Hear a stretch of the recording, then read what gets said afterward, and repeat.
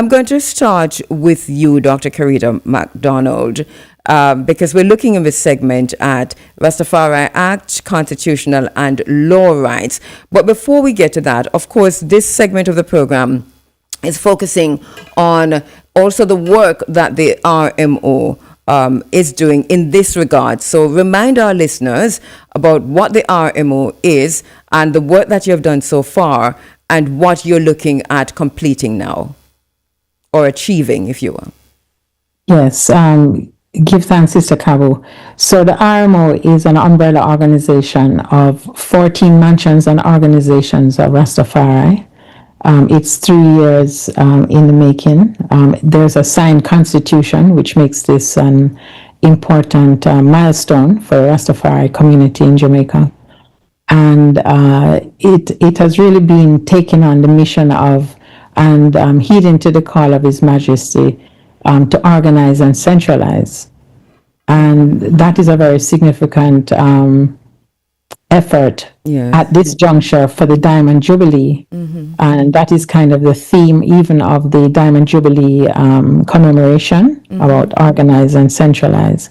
And in that sense, much of the works around advocacy have come into play more centrally in this discussion, this public discussion about legislation, which is important when we're talking about reparatory justice, when we're talking about protection of rights, which at the end of the day, it is about trying to move on with development and advancement and upliftment. But, a great deal of time of the community is spent trying to address cases of discrimination, of harassment, and therefore it really takes away from the focus on economic development.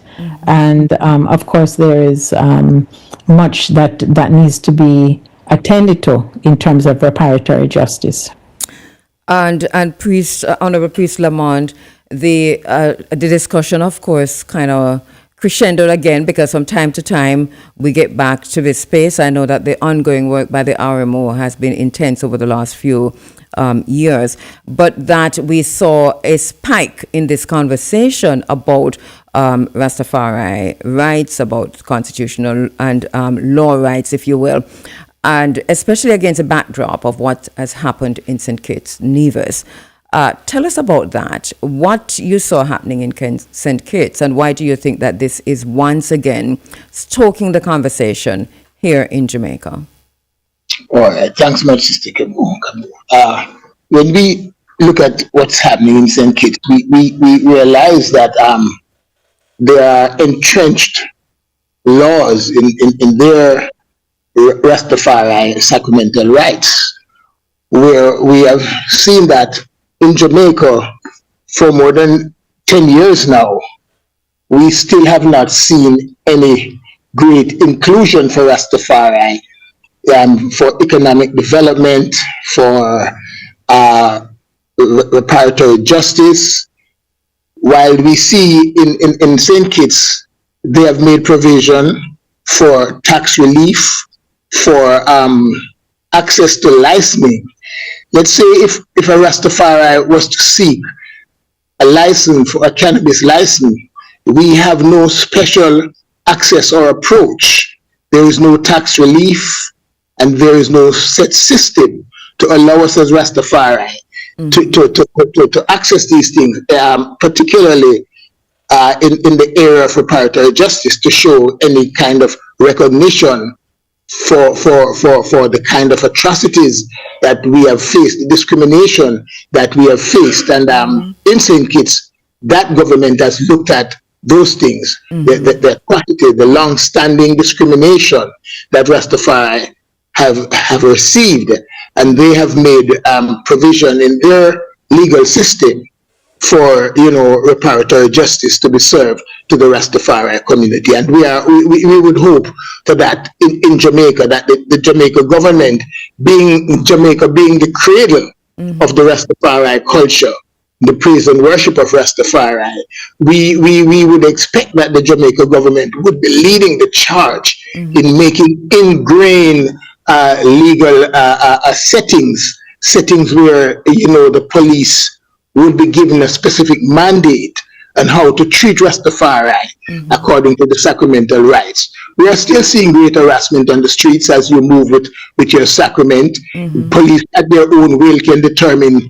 And I have been harassed for half a pound of sacrament, and they are telling me that I am not supposed to have more than 2 ounces. And it's strange that the police will know that there is a 2-ounce limit, and that relates to ordinary Jamaican citizens over 18 years old, but they have never heard that there is an exemption from some of these regulations for Rastafari, or they have totally ignored it because they might not have been taught about it, or might not have been encouraged to respect our rights of sacrament as we move through. So we are really seeing a lot of discrimination, even though there is the 2015 Drug Amendment Act. Whilst in other countries, in St. Kitts, even in Antigua, they have given recognition to participate in business. They have given tax reliefs. There are so many things that we need to happen because we have been left at a disadvantage. Our economic system is ravished because we are not allowed to use our sacrament in any way developmental, which we have been known to use our sacrament to advance our levity, not just smoking or drinking, but it is the mean by which we have economically sustained ourselves over the last 30, 40 years. And we would hope that the government, knowing these things, would be more morally, active in allowing us to continue our life, send our children to school, because we are marginalized in the workplace. We are marginalized everywhere. It's not easy for us to get Rastafari to get a job just hang on for me, priest. We're joined by, is this Ras First Man? Greetings, my brother. He's actually joining us on Zoom. Blessed love. I hope you're hearing me. I was looking forward to seeing you in the studio this morning, my brother. Here you are on Zoom. Same here. All right, but good to have you. As we kind of flesh out this conversation, let me take a quick break. Let me take a quick break and I come back with much more. We're talking about where do we go from here, reflecting 60 years after the visit of His Imperial Majesty the Emperor Haile Selassie to Jamaica. Quick break. Pay Uncle $1 down per 18 to 48 months credit over Lucky Dollar for furniture, appliance, and smart TVs. The time by Lucky Dollar is now 10 minutes going up to 7 o'clock. You're inside of the Africa Forum. This is Running African, and we're in the context of 60 years. We're good. 60 years after the visit of the Majesty, the Imperial Majesty, Emperor Haile Selassie I to Jamaica. Where do we go from here? In this segment, where do we go from here? Rastafari Act, constitutional and law rights after 60 years. Dr. Kerida McDonald, Honorable Priest Lamont, and our brother Ras First Man on Zoom with us this morning. Let me just bring you in, Ras First Man, as you're coming in, because I was just talking to Priest Lamont about what has happened in St. Kitts Nevis and why that is once again causing this kind of conversation, a peak in the conversation, because it's an ongoing process for the Rastafari community, but in terms of how it is seeping into the public sphere over the last few weeks. We're hearing from Minister Grange, we have heard from Attorney Bert Samuels. Last week we had in studio human rights attorney Natisia Bohad Singh, and she read from a document, a press release from the RMO, which pointed to the fact that the response of Jamaica to the decisions and what is being entrenched in law now in St. Kitts Nevis in terms of Rastafari rights being entrenched in the Constitution. We heard through that press release from the RMO that the minister's response and what she said about that being Jamaica being the first to do that is false. I want you to comment on that for us, because I listened to Priest Lamont, and obviously, yeah, that is so. And I know, because we've been standing in this space for a very long time, that is more nuanced than that. But your immediate perspective on that, my brother. If you would allow me to first say greetings in the mighty name of the Most High Emperor King Selassie I, who 60 years ago touched this ground, and to really give thanks for my elders, my ancestors, matriarchs and patriarchs who have really walked a path of investigation when we were told that, everything about us as African people were that we were enslaved and from an uncivilized space. We really want to recognize the mothers who were the succession plan. They were the ones who really, natty up them children here and wrap it up and send them into a really colonial system imposed on us by our own people, using our own people as tools. But they stood up for that identity crisis and really doing it from that time until now. I really want to take a time out to also say to, what you have been doing, Sister Kabu, keeping this African consciousness alive is also equal to the task of Rastafari and about rights, and it has been a rights issue.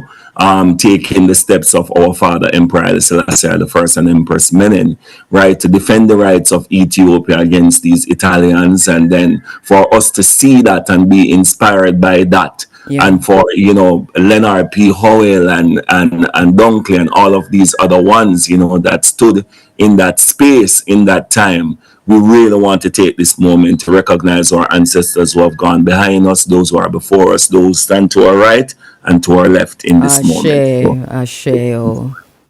Yes. As it relates to, what Minister Grange is putting forward, this is an ongoing journey. RMO is the continuing journey of our ancestors to follow the mandate that was given to us by Emperor Selassie I to organize and centralize. And we have been doing that through RCO, RMC, and all of this journey to come to a conversation. And within that period of time, I think the JLP has been in power almost looking to break the record of the PNP. I'm not so political, but I know they are coming up in years on it. So we have been having conversation with Honorable Babsy Grange for a very, very long time. And she has been responsive. And when we asked for a legislative move at one point in time, she had made mention about developing a secretariat that was going through Parliament. And to me, that was like one of the structures that we were looking for. And, that sort of died by the way, people using conversation about separatism in community and so on, which is normal when you're talking about indigenous community. You really have to deal with what is in front of you. And I think the government has sort of used the fact that the community may have some separation to stand in the way of, trying to make things work. And then the way how they do it, it's more like a tokenism and a more approach towards the individual. So if you even look at how the amendment to the Dangerous Drug Act is framed, it is that the minister may, and it's like up to the discretion of the minister. Because when they say may in these situations, may is really a cop-out to say that I can do what I can do, and because I have the leverage to do what I want to do. That's really what may means in Parliament. What the minister may do or may not do. So the point you're making is that even though these discussions seem to be ongoing in Parliament, it really isn't. It's not couched in the language of success or of a bill passing. The idea is the way this is couched, this is going to end right here, or the conversation is going to continue, the discussion, because if you go to Parliament more time and participate in those conversations or watch them, it's phenomenal the kind of obfuscation that you get. So that basically the challenge then is what? Because if these conversations, yes, have been going on with both both political parties over many moons.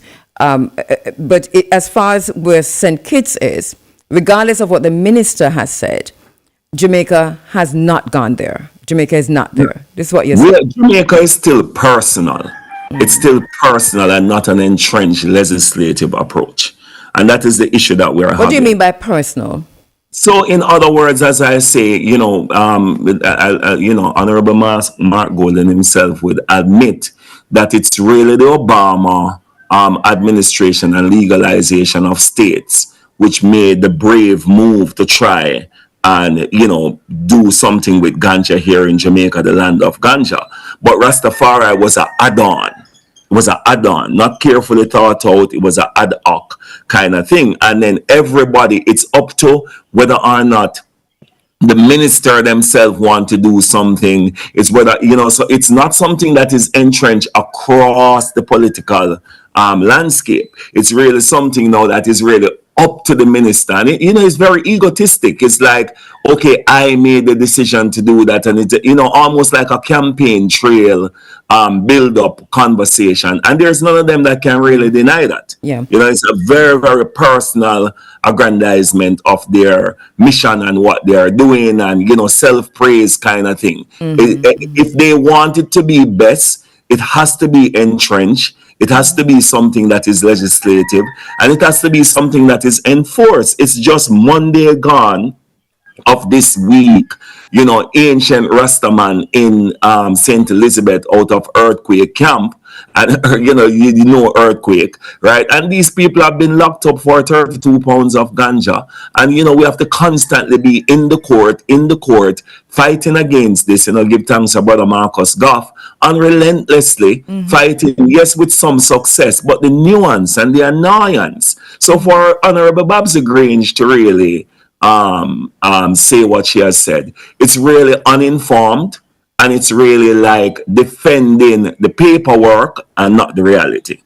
All right, let's take another quick break. When we come back, we continue the conversation with Ras First Man from the Rastafari Indigenous Village and one of the three co-chairs of the RMO, with Honorable Priest Lamont, Ethiopia Black International Congress, Bobo Ashanti, and Dr. Kerida McDonald, RMO Communication PR Officer and former senior advisor for UNICEF, Jamaica, Tanzania, and Ethiopia. A quick break, and we'll be right back with much more inside of the Africa Forum. Thank you so much for joining us. Get the best rates for foreign exchange at VM. Buy currency online or any VMBS and VM Money Express location. More value, more convenience. The time by VM Group is now 7 o'clock. You're inside of the Africa Forum. This is Running African. 60 years ago, His Imperial Majesty the Emperor Haile Selassie I came to Jamaica, set foot on the soil of Jamaica. It was a Caribbean tour, and we're looking back to go forward, reflecting 60 years after the visit. On Zoom, Dr. Kerida McDonald, Honorable Priest Lamont, and Ras First Man. Where do we go from here? Rastafari Act, constitutional law and rights, constitutional law rights, 60 years. Dr. Kerida, let me come back to you quickly, because the RMO statement that was read here in the studio last week by attorney Natisia Bohart Singh definitively stated that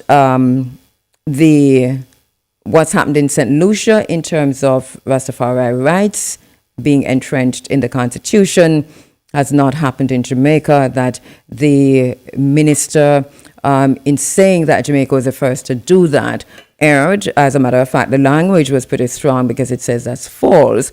And in addition to that, the Rastafari Act, which you have been here already, the RMO and members of the RMO over a series of programs talking about. But I know specifically that because of those conversations that you have also, the RMO, written to the minister, and you've been doing this over a while. Where is this now in terms of, is there a response from the minister? And remind our listeners of when we talk about the Rastafari Act, what are we looking at? Give thanks, Sister Kabu. So I think a few important points. And I would like to make the point also that we're not really talking about any one administration. We're talking about the Jamaican state in relationship to its relationship with the Rastafari movement. So, we're not pointing a finger on any one administration. What we're saying is that Jamaica as a country has not recognized the Rastafari faith and culture in writing and formally in legislation, and using that as an anchor to ensure human rights and justice, and especially reparatory justice based on the atrocities, not just in Coral Gardens, which is the one apology that has been formalized, and some sense of small, relatively small reparation effort given, but Pinnacle, Bakawal, and also the abuses and the rights violations in the ganja industry. So going back to the point about, I think the statement was made about recognition in law, which is true, but that is a limited recognition. It's recognition under one act, which is the Amendment Act of a Dangerous Drug Framework, which, the Rastafari community really takes offense at that, because it's like recognizing the sacrament, a very sacred and spiritual thing within a criminal law. So, it's starting off on a wrong footing, to be acknowledging the rights, the faith-based rights of a community, of a movement, of a culture, through a dangerous drug act. So this is where, when we look at regional models, that the St. Kitts one is an interesting one, because it's really pulling the Rastafari faith and the recognition of this faith outside of any one specific thematic issue. It's looking at it as an overarching right, a human right, and indigenous right, a civil right. We can call on at least 10 human rights frameworks in the international sphere to ensure that the rights would be fully covered. The other point that's really important to make is that when Honorable Minister Grange speaks about recognition in the Constitution in terms of religion, it's very generic. It doesn't mention the word Rastafari, which in of itself, it needs to be in there as a recognition, because it is it's not a faith that has been fully recognized as a religion and faith. So those benefits to accrue to a religion that has been, or faith organization that has been formalized, the benefits accrue in terms of how that entity can operate. So I've already mentioned on two fronts where there's a failing in terms of ensuring assurance of rights. Another one would be just the piecemeal approach. When we look at so many areas, and I know Sister Nanny was trying to reach on the program, and she's really been following up on some of these more, let's say, sectoral rights-based issues, and I'm speaking of education. So if we do not have rights that are entrenched in the Education Act, there are going to then be challenges in the implementation and enforcement. So based on that whole Supreme Court ruling about a one child who had dreadlocks, there had to be an overturning of a Supreme Court ruling that was defending the school for barring the child because of dreadlocks. So years later, then after a lot of agitation, you have the case turned over, and the effort by the ministry is then to provide a grooming policy. So this is a policy that is again adopted or not adopted based on the discretion of a school or a principal or a teacher. But what needs to really happen is that these constitutional rights need to be in the relevant act after the recognition is articulated in the Constitution in terms of Rastafari recognition. Then the articulation or the translation of that overarching right based on a group that has been recognized, it then has to filter into the relevant legislation. And in this case, it would be the Education Act. And then we look at areas that are very narrow. I mean, dreadlocks is one aspect of discrimination that goes on in schools in terms of Rastafari children. So, from dietary practices to, being compulsory to have to attend religious education, or if there's a critical or a well-revered holy day within the Rastafari community, there's going to be some kind of penalty for not being on school at that, on that day. So, Dr. Kerida, as we reflect on how far Rastafari have come, we're saying 60 years. Obviously, it's way before 60. We're looking, though, at the visit of His Imperial Majesty to Jamaica. This is where we're taking it from this morning. But Rastafari agitating for basic human rights, for their own rights within the state as an indigenous group has been going on for a very, very long time. Rastafari has recognized that.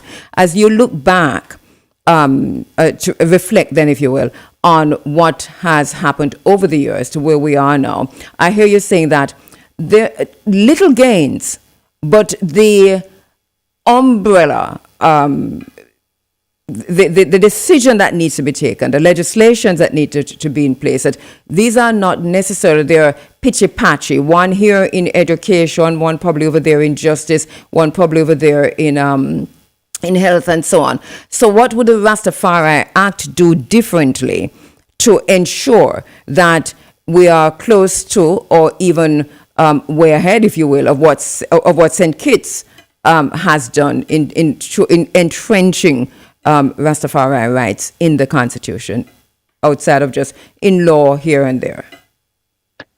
So give thanks. It gives an opportunity to answer a few questions that you had about what efforts we'd made to reach out to the relevant parties, first of all through the Minister of Culture, where there has been a designated role or responsibility for liaisonship with the community, and then the Ministry of Legal and Constitutional Affairs in terms of the Constitution. So both of those entities of government have received submissions from the RMO which have not been answered or even acknowledged. And, this is a bit concerning if there's a level of respect. That has to come first. There has to be a respect to say a request for audience on an important topic related to a vulnerable group that has been made vulnerable by the state after decades of decimation, displacement. I mean, this is why it's important to make this statement, because if you just talk in general terms, it may sound bad, but if you start looking at cases cumulatively, it's a human rights atrocity. And it is one that cannot be, one cannot be living in a country as a leader and just choose to ignore these things. It's impossible. So an apology, that was the first, I would say, a milestone moment, because following an apology must then come reparations. But there is no overarching reparatory framework that acknowledges all of the mass removal or destruction of homes.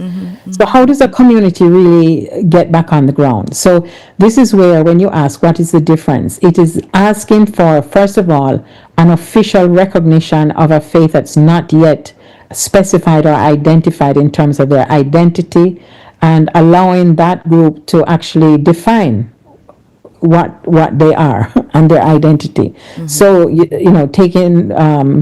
deriving from that, then what are the protections that have to be there? For example, refusal of vaccination, because Rastafari as a group does not believe in external intervention into the body, but rather in terms of preventive health. So there's just so many considerations that have to be involved. Sorry to interrupt, Dr. Kerida, but doesn't this take us to, as opposed to faith, to Rastafari as an indigenous group? As I always say in this space, the only indigenous response to slavery, to oppression, to imperialism, to empire in the Caribbean, if you will. So that, because if you go faith, there is the church that Center Fox had, a Center Fox, who has been on this program many, many times, talking about the right that church has to operate. And it was identified at the time when we were doing those interviews many years ago as a church. And I suppose this is what the minister might have been referencing when she talked about what has happened already for Rastafari. But we know that that was one church. That was one Rastafari group, which was identified as a church. Because I hear you talk about the definition, the group defining itself, the Rastafari movement defining itself. But isn't it difficult to define Rastafari outside of Rastafari being an indigenous group, if you will? I'm looking for another word than group, but you have to go indigenous, which would get rid of all of these conversations about whether you have a right to worship here, because then you look at that as under an umbrella of how do you, and there's so many, I think, best practices, and I think also it's through the international organizations. What do we know about the rights of indigenous groups in any country? This is the point that I'm making, is it outside, can we go outside of faith into what Rastafari really is, in terms of if you're even going to begin to define Rastafari, which I think is not so easy, or it's possibly impossible to do?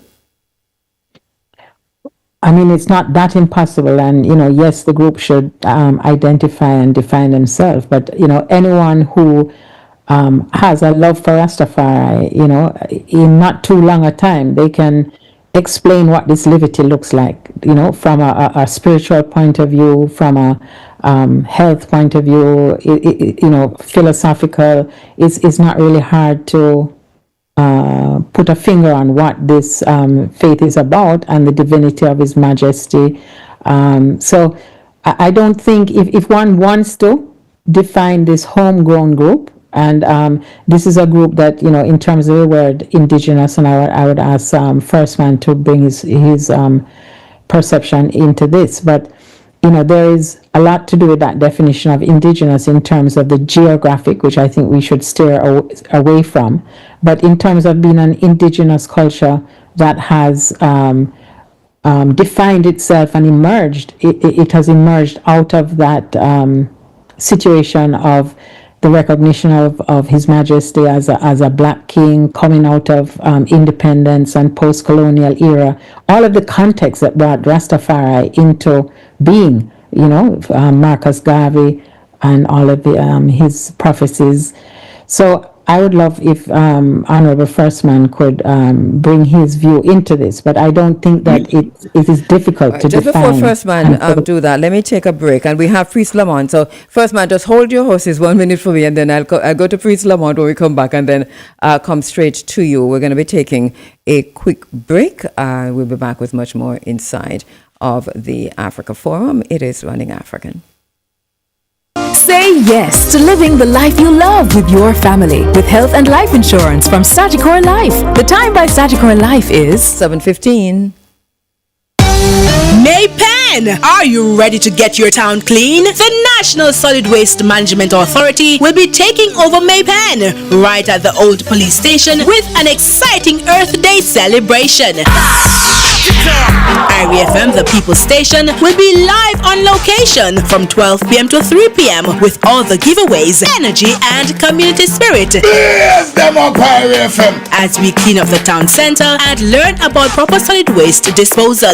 That's a live broadcast from the National Solid Waste Management Authority Earth Day celebration. Wednesday, April 22 in Maypen, Clarendon, right here on the Roots Rocking Reggae Radio, Irie FM. It's sweet, Power in great moments. If you have financial needs, Chris and Charles will fix them for you. Power in great moments since 1992. Oh, we have it all. Power in great moments. Relax, you got Chris and Charles. Oh, we have it all. When you think think Chris and Charles. Negril, Jamaica. This is history in the making. Burning Bushes Music presents Bush Bash 420 event series, Monday, April 20. It's Bushman versus Sound Trooper. No singing, just pure sound clash energy. All taking place at Sador's Ethiopian Restaurant and Bar, Negril Beach Road. Get your pre-sold tickets online. $3,500, $5,000 at the gate. Bush Bash 420. Sponsored by Roots Rocking Reggae Radio, Irie FM. Don't miss this.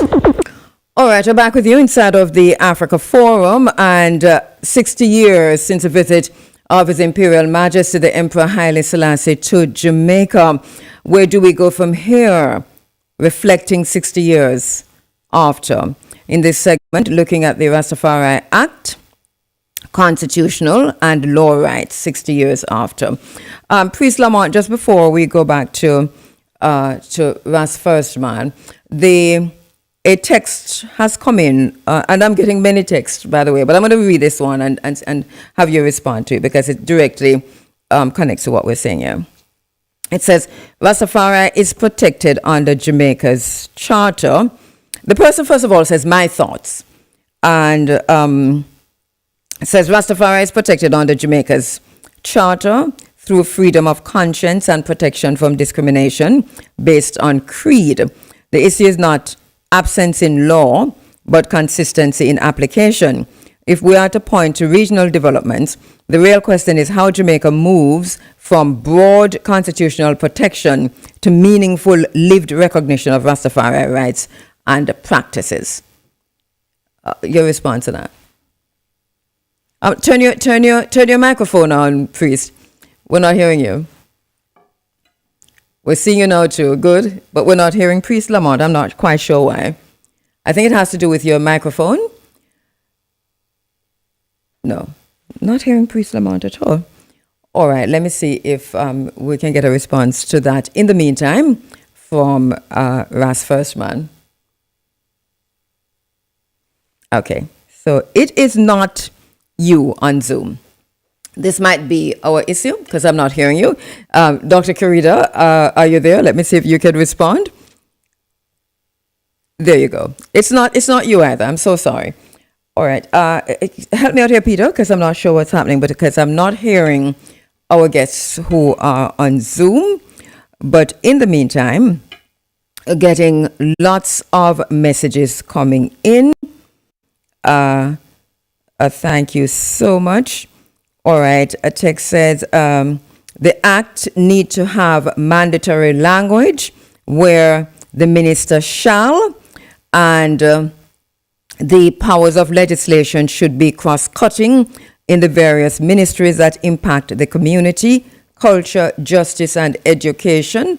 Also, and the text that Sister Kerida was saying, read the shortcomings.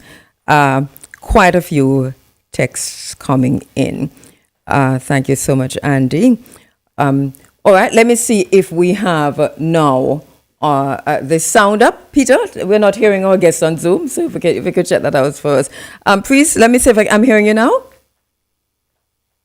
I'm not seeing you either. All right. Yeah, there you are. Okay, no. All right. Hear me now? Yeah, that's much better. Yeah, I'm hearing you loud and clear. Go ahead. All right, let me say celebratory greetings again to the Rastafari community for the 60th anniversary celebration. As it relates to the matter, when we look at the fact that even the EADIC is an organization existing from 1958, and we are known as a churchical entity. Nonetheless, we see that there is no real recognition. A person in the Christian faith could just get up and go in front of a building and have a service, or they can set up a tent and they are recognized as a church. But we as Rastafari, who claim and hold Emperor Haile Selassie as our creator, our God, we are not seen as a praise and worship. We are not respected as a divine entity. where we recognize our deity, our God. And from the fact that we are holding a creator in recognition, it means that we are a godly inclined set of people. And it should be seen like other organizations and groups that have hold on to their God and their way of worship. So whilst they have given us sacramental rights and not recognizing us clearly as a churchical organization, the Rastafari community should be seen clearly as a praise and worship set of people and be given that respect without we have to be registered or we have to go through several different angles. And there's a Rastafari organization that is recognized. I heard you mention about Center Fox. The fact is that they have been recognized through the parliament, and other groups may not have gone that way, and maybe for that reason they are not recognized as praise and worship groups. But the entire Rastafari community is a praise and worship group and should be respected like that. And haste should be made to remove the Rastafari sacrament from the dangerous drug situation, because the scenario that we face. I am traveling. I was stopped at the corner of Pigeon Street and Marcus Garvey there. And when I said to the policemen that were there, this is my sacrament and it should not be handled. I will show to you. And it was like, when we see drugs, you can't tell me not to touch it. I'm not to angle it.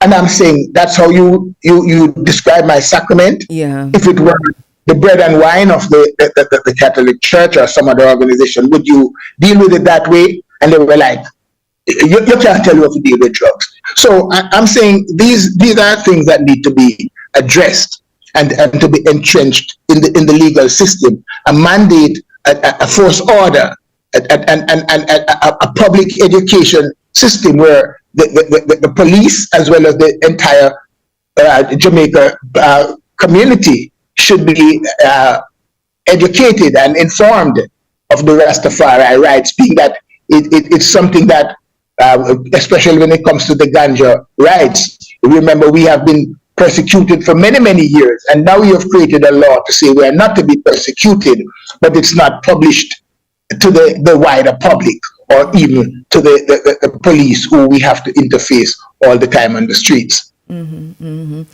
Ras Firstman, I know Dr. Kerida wanted you to address the issue also, because it's interesting, because even as we're talking, right, there's so many messages coming into on the Irie FM text line, just widely from across the world, where, and it is divided, just to be fair and to be frank, where there are many people who are saying, Rastafari don't need an act. This is a whole lot coming in, and then everybody's saying, and so many other persons saying, well, yes, this is exactly what is needed, and if we're going to go the route of St. Kitts, then this is exactly the kind of conversations we need to move on. Your own perspective of this, because you mentioned before, that this is how the different administrations have engaged with Rastafari over time, which is along this very line to say, well, Rastafari is not, it doesn't have a unified vision of where this needs to go. Right.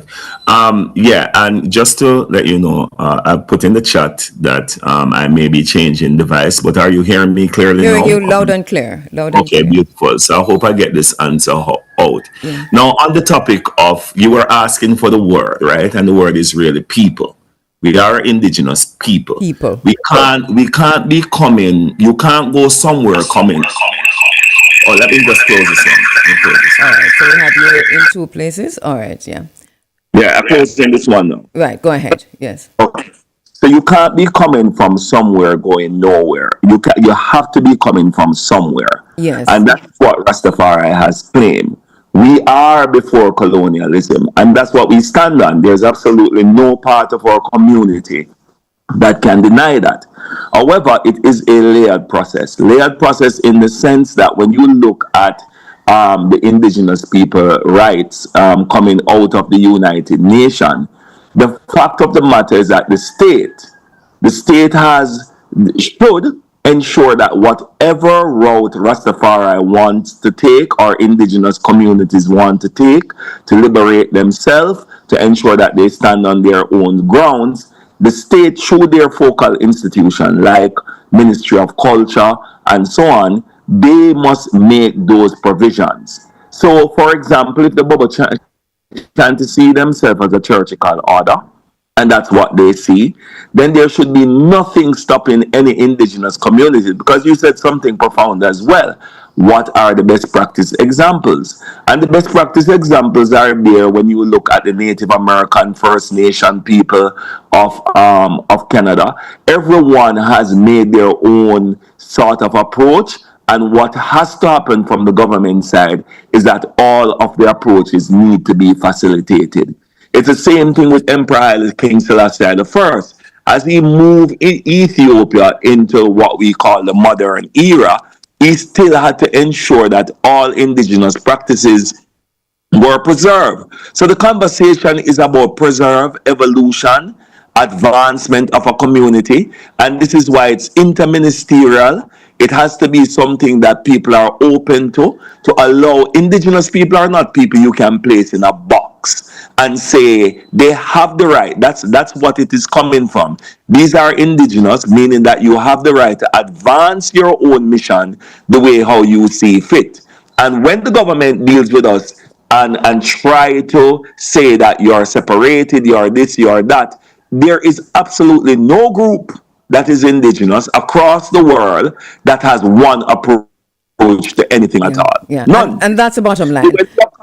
We went to a conference in Canada just to prove this. 672 different First Nation groups are there. And then you have some that is calling themselves Six Nation. And you have some of them they are by themselves. And what the government has had to do is to develop an indigenous ministry within the framework of Canada, right? Much more like how you would see that liaison officer in the Ministry of Culture.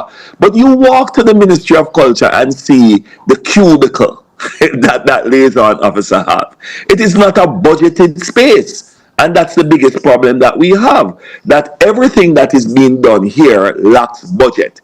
Ministry of Culture in the last administration, when we went to them and talked to them about, defending the rights of Rastafari, they laugh and said there is a joke in government that Ministry of Culture only get what Bud get. We are not a part of a budget. So how can you defend the rights of a people without a budget? So when you look at budget reading going across in everything, there's nothing coming out that is identifying a community, identifying what they have to do. The work of culture is preservation, protection, and promotion of the morals of a culture, and and the Rastafari community, and how that fabric that is in the fabric of the society through tourism. I mean, the Jamaican football team, I hear one guy getting interview and he was saying that big up the red, gold and green. He didn't even remember that the Jamaican flag color was what it was, so you can see how Rastafari is totally in this space but not being preserved, not being protected, and not being promoted for its relevance. Because we are relevant. I'm going to throw it back to you, Dr. Kerida, in the last few minutes. We're totally out of time, actually, but we'll just give you a few minutes to say then what from here regarding the Rastafari Act, regarding constitutional and law rights 60 years after. I know that you are awaiting a response from the minister, the laying out a lot of this to them, a lot of what has been said here and that you've said many, many times in this space through the RMO. But where do we go from here now? What next? Give thanks. I would want the opportunity to just quickly read in response to why do we need a Rastafari Act or that we don't need. This part of the statement that says none of the government's legal provisions separately or together creates a national system that protects Rastafari from pervasive discrimination across policing, prisons, schools, employment, land access, healthcare, housing, culture, and economic life. This shortfall and fragmentation in it itself is the root of the problem. The RMO's call for a comprehensive Rastafari Rights and Justice Act is therefore not rhetorical excess. It is the logical response to a piecemeal legal order that leaves rights uncertain, discretionary, and weakly enforced. This is indefensible in a country that continues to aggressively commodify Rastafari across tourism, marketing, and politics without consent, protection, or benefit sharing, especially stark in tourism, which is Jamaica's leading earner of foreign exchange. I just wanted to push that in because I think maybe what is different with St. Kitts is that the Prime Minister's mother is a Rastafari. You see, when you get felt experience with discrimination and stigma, it kind of takes a different priority than when one is an onlooker. And so I think this is now the time, this is now 60 years since the visit of His Majesty that is really the divine light that is responsible for the birth of the movement and has sustained it despite all of this persecution. And now at 60 years, what the hope of the Rastafari family is that we can move beyond rights protection to advancement of the community. Since post Melissa, there's a lot of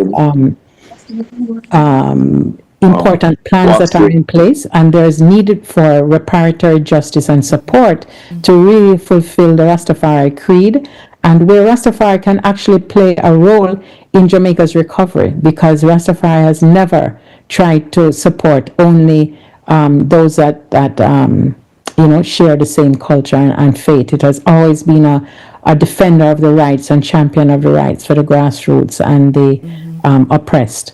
So, and finally, before you go, because a question keeps coming to my own mind, with what has happened, say with a Centre of Fox's church, because that went through Parliament, that went through that's really legislated, if you will.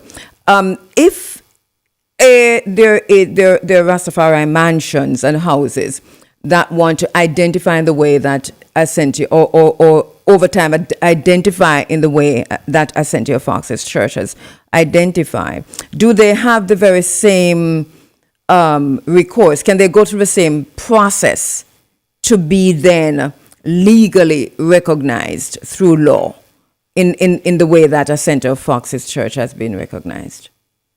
I would seek, sort of legal opinion. Someone like Natisi would be a good consultant on that. But what strikes me there is that there would be up to the discretion of a state individual that could, say yes or no to agree on a registration. I think what the community is seeking here now, the RMO, is a recognition that would be broad-based and whole-scale. Mm-hmm. And so it doesn't depend on having to put in an application to say, please, sir, or please, madam, can you recognize me?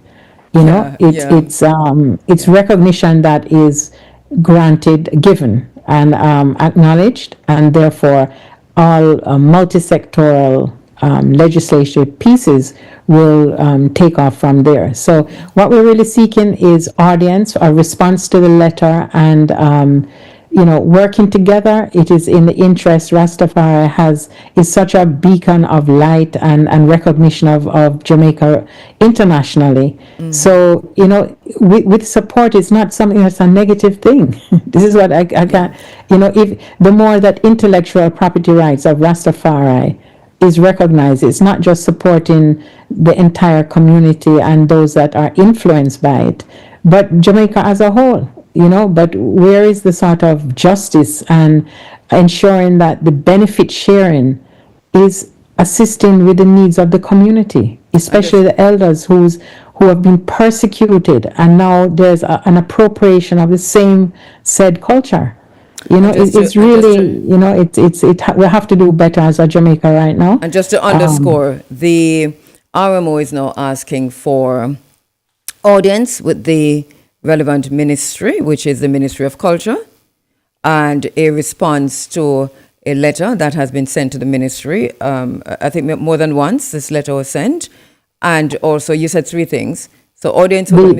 The audience with the Ministry of Culture team, and then also the Legal and Constitutional Affairs, because there was a public request for submissions for constitutional reform. It was sent in. I would assume if there is a good participatory process where, civil rights groups have been invited, there should at least be a response to say, this is when there will be a forum for a reasoning around the submission. So once again, the RMO is Rastafari Mansions and Organizations. Many mansions have come together, and organizations to form this umbrella group, which is the RMO. So it is representative of a wide swathe of Rastafari on the ground here in Jamaica. And here we have, the last time Sister Kerida was on with members of the RMO, this was the very same request. The request to the Ministry of Culture, the Ministry of Legal and Constitutional Affairs at the time. I don't think we still have one. Or no, it must be the Ministry of Justice or something. But a responsible letter that has been sent out, and audience with the team or with the minister. Here we are, 60 years after the visit of His Majesty, where we're hearing from the halls of the minister's chambers, the Minister of Culture, that Rastafari has all the rights entrenched in law, and that they have done this way ahead of St. Kitts and Nevis, and yet Rastafari is asking for an audience with the minister, and has written to the minister, and there's been no response, and no response to the request for the audience, and no response to the letter. Dr. Kerida McDonald, Honorable Priest Lamont, and Ras First Man, thank you so much for participating this morning. If that's, please look out for the commemoration activities beginning tomorrow with a motorcade from the Montego Bay. All right. Our next group that's on going to be talking about that. Our next very special guests who are coming on will be talking about that. Thank you so much, Dr. Kerida and team there